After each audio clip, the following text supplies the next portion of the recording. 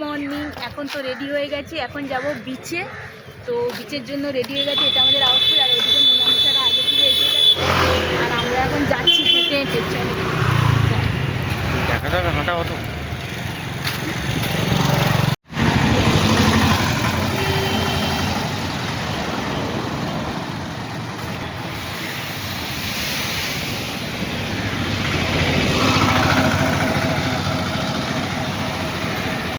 দোকানের এদিকে এখন একটা দোকানে এসেছি খাওয়ার জন্য।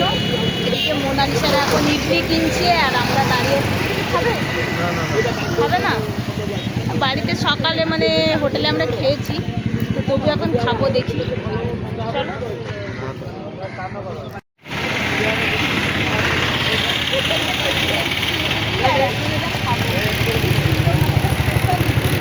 বড়া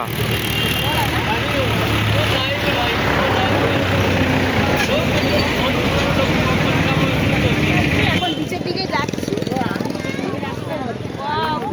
সকাল থেকে একটু রোদ হয়নি বলো, হঠাৎ করে রোদ।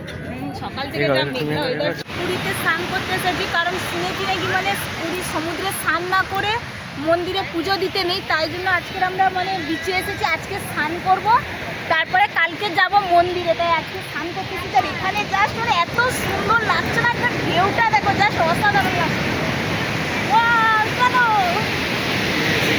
শুধু পুরীর ঢেউগুলো দেখো, আর কিছু দেখার দরকার নেই। অসাম ঢেউ।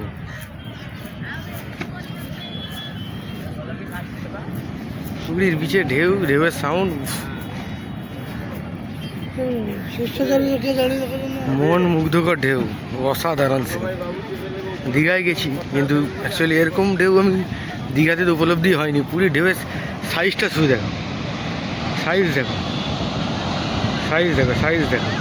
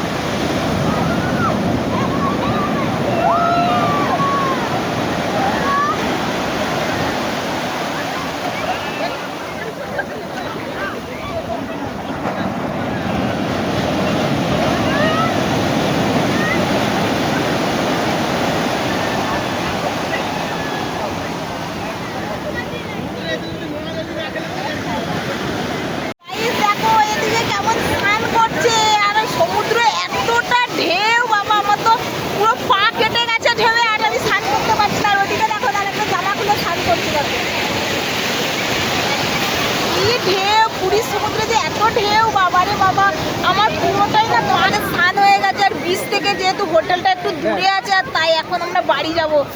কি ঠান্ডা লাগছে, কেমন ঠান্ডা লাগছে রে? প্রচুর ঠান্ডা লাগছে, আমাদের অনেক গা কাঁপছে ঠান্ডার সময় তো। আর এখন এই মানে হেঁটে হেঁটে যাবো, হেঁটে না মানে টোটো হোক বাসে হোক এখন যাবো, মানে আমাদের রুমে যাবো এখন হোটেলে, মানে বিচ থেকে একটু দূরে। আর এতটাই ঠান্ডা লাগছে, আর মানে ড্রেসও আনা হয়নি যে এখানে চেঞ্জ করবো। এখানে এখন বাবা কি ঠান্ডা লাগছে, মানে গা হাত কাঁপছে, কাঁপছে। আর ঠান্ডা লাগছে না তো একদমই নয় বাবা, কি অবস্থা দেখো ঠান্ডাতে। চলো, পুরো জামা খুলে নিয়েছো ঠান্ডাতে, এত ঠান্ডা লাগছে। চলো এখন হেঁটে হেঁটে যাই, এই ঠান্ডায় এখন হেঁটে হেঁটে যেতে হবে। মানে একটু দূরে হোটেলটা কেন নিয়েছো, এত ঠান্ডা লাগছে, ভালো লাগছে।